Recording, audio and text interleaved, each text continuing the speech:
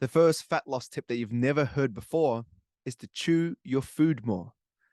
The technical word for chewing is called mastication, not to be confused with the closely sounding word of you get it.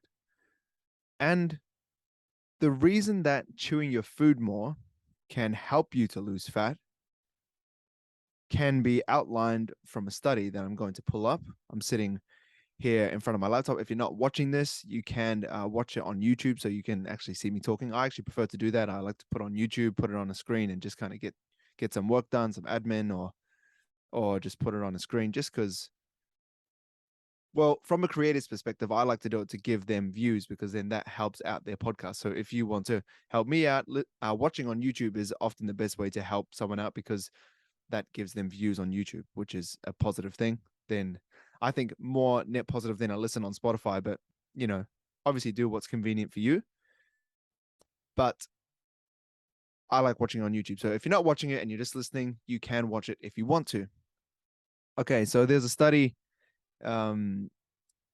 effects of chewing on appetite, food intake, and gut hormones. So there's a few things that do relate to what I'm saying, but I'm going to read the whole kind of structure of it, and then you will get to understand why chewing does provide benefits for fat loss or weight management.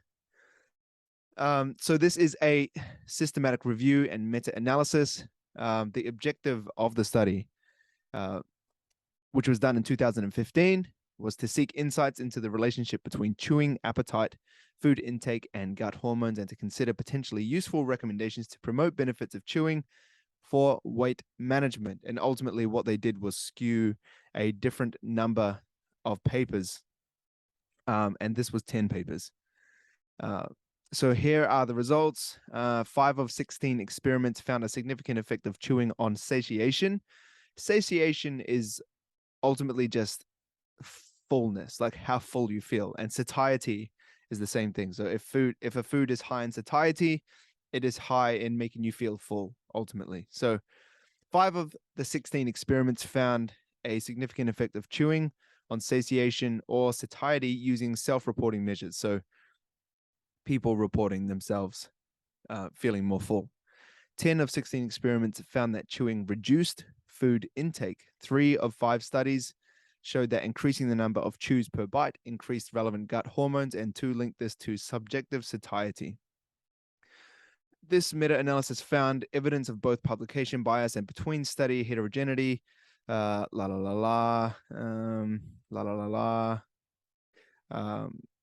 Analysis of the heterogeneity found a substantial effect of the fasting period, where the duration of fasting influenced the decrease in hunger due to chewing. Prolonged mastication, there goes that beautiful word again, significantly reduces self-reported hunger levels.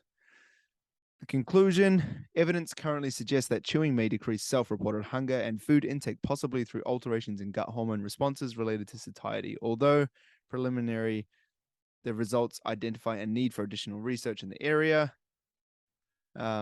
Focused, uniform experimental designs are required to clearly understand the relationships that exist between mastication, appetite, satiety, food intake, and ultimately body weight.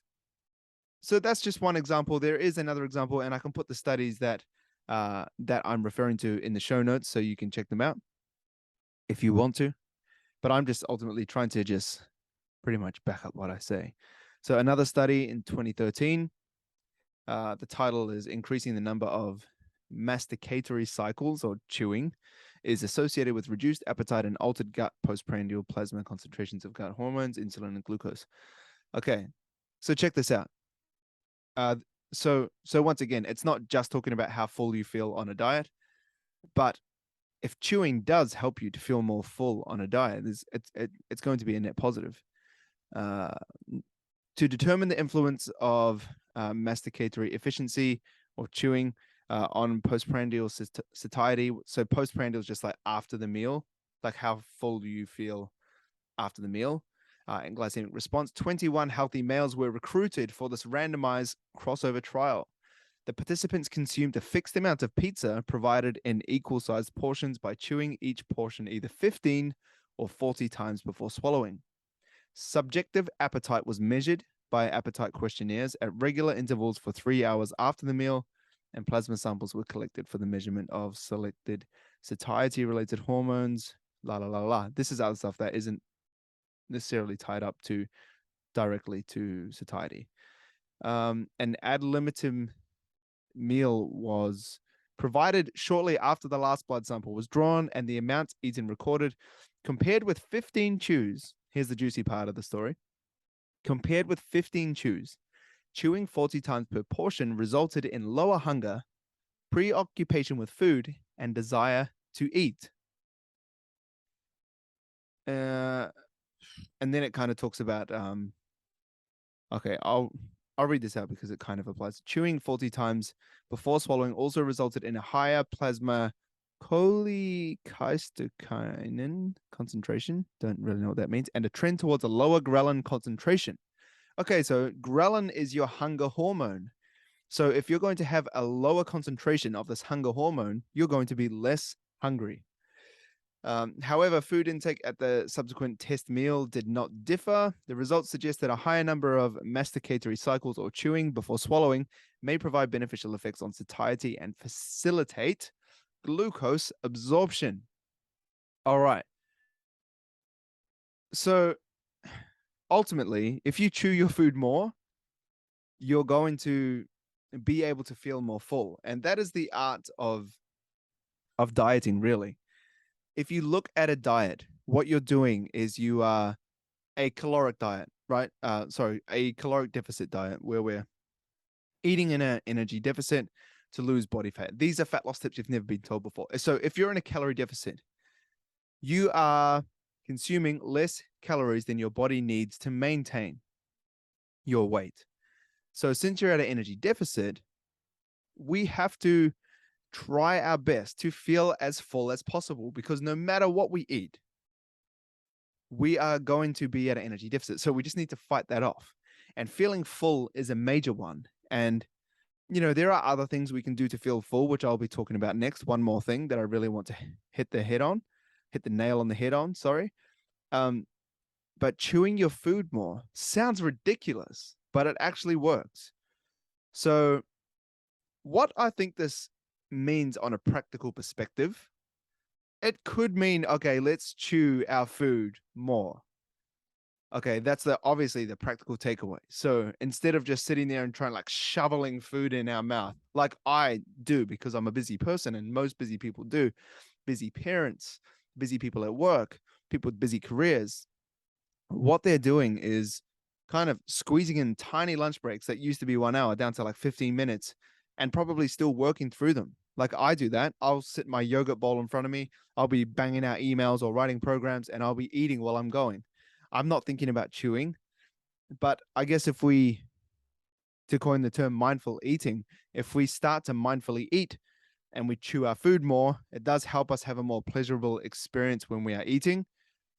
And it also helps us to feel more full. And I think one of the big reasons would also have to be that it slows you down. And the longer you take to finish a meal, the more time your brain will have time to say to yourself, hey, mate, I think you're done. I think you're full. But if you just keep shoveling your food in, you can eat a lot of food. Just like if you go to a buffet and all you can eat, a smorgasbord, as we used to say back in New Zealand. I haven't really heard that here in Australia. But if you're just smashing food back to back, it's easier to squeeze it all in. But if you had a meal and then chilled for 10 minutes and got another meal, chilled for 10 minutes, you might get 3 plates and some dessert. But if you're just shoveling it, I've easily had 5 plates of mains and then dessert, which is a couple of plates, because I've been hammering it in.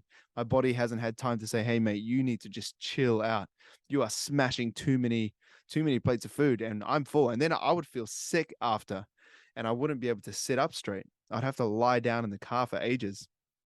I remember the last time I went to, or not the last time I went to a buffet, but the most memorable time, my friend from jazz school, Daniel Hitchens, who's still a great friend who lives in Christchurch, he's an absolute beast on guitar. He challenged me to an eating contest, and I was probably around 75 kilos at the time. Like I was a really small guy. I was dieting and I was really lean and didn't really know what I was doing. And I think I was just starving myself. And he was probably like around 100 kilos, maybe a little bit more. So he had a lot of weight on me, but I challenged him and I did that. I ate as fast as possible, obviously not chewing to try and not get as full as I could. But I got smashed and he smashed me. He could just eat a lot. And then I felt so sick because I was eating faster than my brain was signaling to tell me to stop.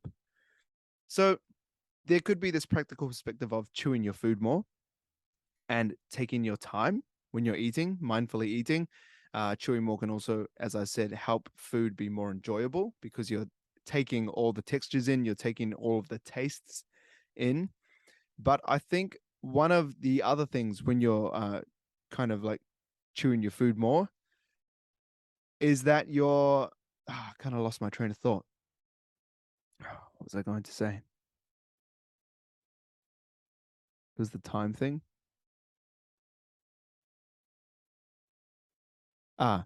If you're chewing your food, you're eating solid food. If you're not chewing your food, and if you're drinking like smoothies, juices, protein shakes, these things are not filling. And I think with our lifestyles these days, as I was touching on before, we're so busy. Like we often reach for things that are convenient, like protein shakes in a vending machine, at the end of the gym when we walk out, or a few of my clients have these protein waters. They're not going to fill you up. And there's many reasons, but you're not chewing it, right? So you're not getting a chance to really break food down. There's no fiber to it. There's no real, oh man, I just had like 120 calories, 150 calories. Whereas if you were to eat 150 calories of broccoli, that would be 5 cups. That's a lot of chewing. That's a lot of fiber.